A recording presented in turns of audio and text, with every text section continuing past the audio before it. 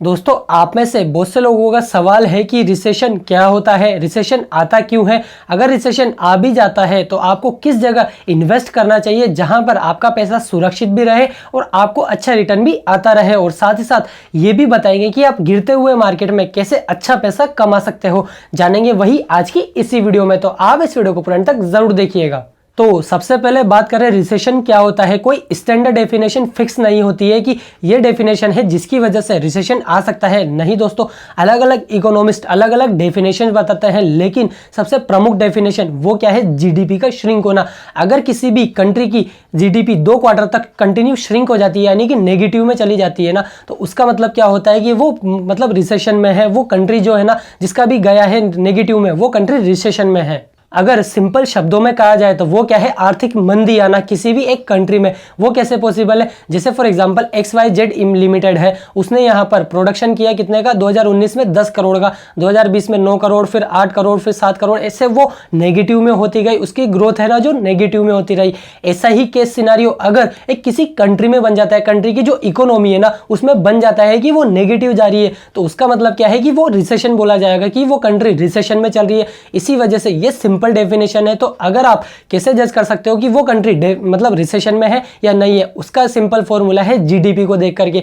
किसी भी कंट्री की जीडीपी अगर ग्रोथ में नहीं जा रही है, माइनस में जा रही है, तो इसका मतलब क्या है कि वो कंट्री थोड़ी रिसेशन में है। और जीडीपी कैसे कैलकुलेट होता है उसका फॉर्मूला आपको स्क्रीन पर दिख रहा होगा। जो भी total value of goods and services की प्रोड्यूस हुई है इन कंट्री में एक साल में, उसको कहा जाएगा यानी कि जीडीपी। तो आप फॉर्मूले के हिसाब से देख सकते हो इस तरह से जीडीपी कैलकुलेट होती है। अब बात करते हैं रिसेशन क्यों आता है। जैसा मैंने बताया, जीडीपी माइनस में जाती है तब आता है। और दूसरा कारण है यहाँ पर जो बताया जा रहा है इकोनॉमिस्ट की तरफ से, वो क्या है, इन्फ्लेशन।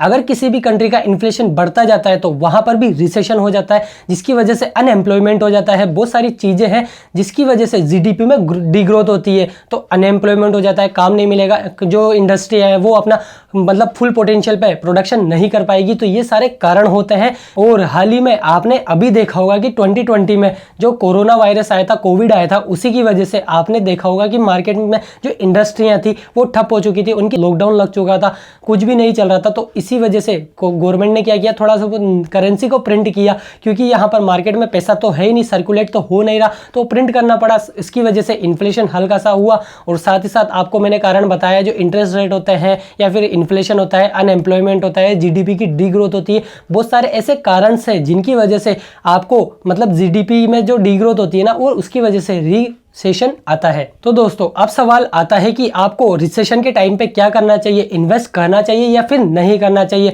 अगर मेरी आपको सजेशन रहे, जैसे फॉर एग्जांपल आप वो बड़े बड़े जो इन्वेस्टर है उनको देखिए, वॉरेन बफेट भी अभी इन्वेस्ट कर रहे हैं, विजय केडिया जी भी इन्वेस्ट कर रहे हैं, बहुत सारे जो इन्वेस्टर है ना वो क्या कर रहे हैं, अभी इन्वेस्ट कर रहे हैं। क्यों?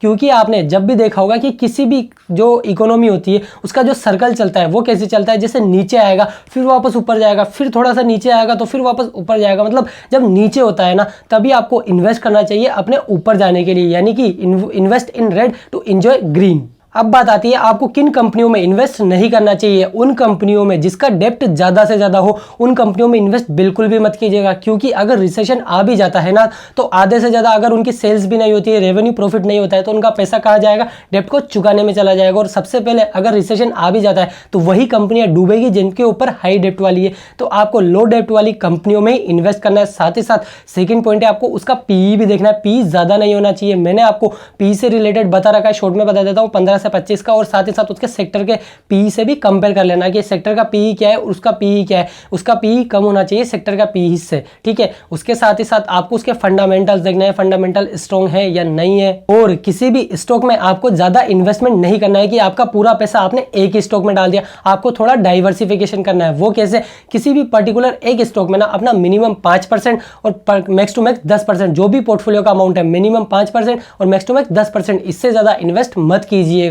मेरी आपको यही रिकमेंडेशन रहेगी कि बड़े बड़े इन्वेस्टर भी यही फॉलो करते हैं, मैं भी आपको यही बता रहा हूं। तो दोस्तों, आशा रखता हूं आपको इस वीडियो से कुछ हेल्प हुई होगी। अगर आपको इस वीडियो से कुछ वैल्यू मिले तो प्लीज इस वीडियो को अपने दोस्तों के साथ शेयर भी जरूर कीजिएगा। और अगर चैनल पर नए हो तो चैनल को सब्सक्राइब करके बेल आइकन भी दबा दीजिएगा, ताकि ऐसी ही फाइनेंस से रिलेटेड एक्साइटिंग वीडियोस आपसे छूट ना जाए। मिलते हैं आपसे अगली और एक्साइटिंग वीडियो में, तब तक के लिए जय हिंद, भारत माता की जय।